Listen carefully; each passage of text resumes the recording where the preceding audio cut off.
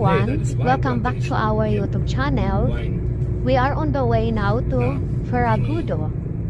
Tara guys, sama-sama ulit tayo mag-explore sa araw na ito. Ang road na ito guys, left and right nito ay wine plantation. Just enjoy watching guys.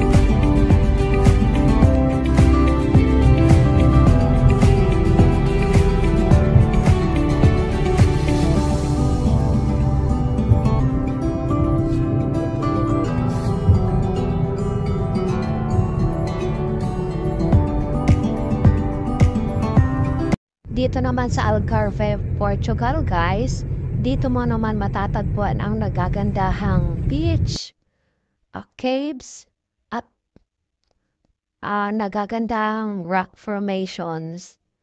Ang sand nila dito ay kakaiba rin. Ang ganda rin ng mga sand nila dito.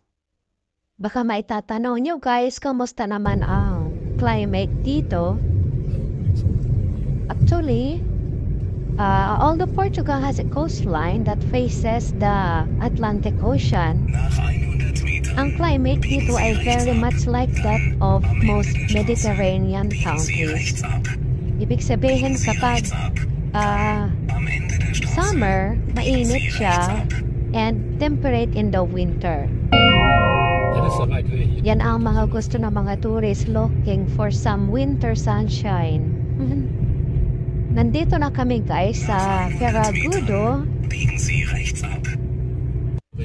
Maghahanap na lang kami ng mapapag-parkingan namin ng car. At meron dito guys ng popular fish restaurant. I believe it. This parking line, that's already the center of the road where we have been always. That it is. Nach 100 Metern, Sie haben Ihren Zielort erreicht. Das ist das Center.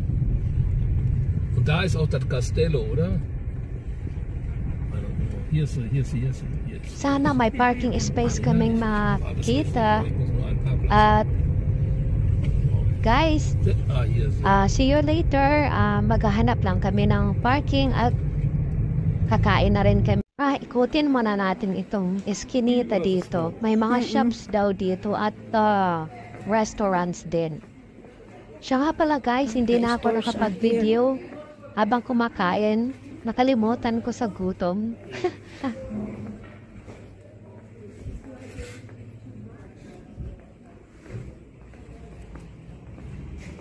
Yan, parang nasa Philippines lang. Nandito tayo sa shops. May mga slippers, sombrero, sunglasses. Yan guys.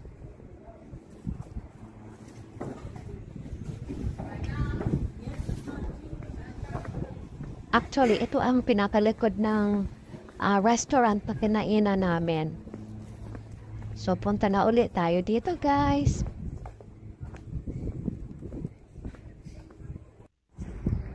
Ito naman ang front view ng restaurant na kinainan namin.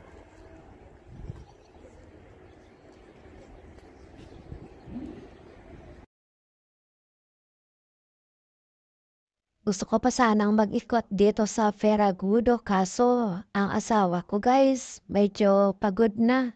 Kaya mag-relax-relax na lang muna kami dito. I'll give you some info about this place. That Ferragudo is a traditional fishing village with whitewashed cottages, flowers, hillside streets, and cute boats. Napakagandang getaway ito ng mga Portuguese. Whether it's hiking to the fort, cycling to the lighthouse, actually, there's plenty of amazing things to do here in Ferragudo. Ang distance nga pala between Ferragudo and Faro Airport may be 60 to 70 kilometers. I'm not sure guys ha. Tapos kung magta-taxi naman kayo, it takes about 50 minutes.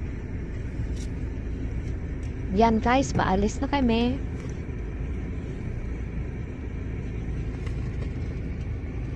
Siya nga pala guys, if you are planning on walking or cycling, I believe April to June is the best time to visit here in Algarve.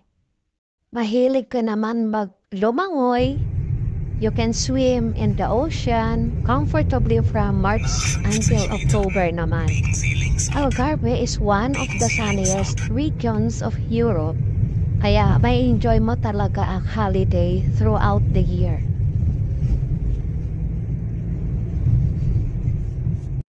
Hanggang dito na lang guys. Take care and see you next time.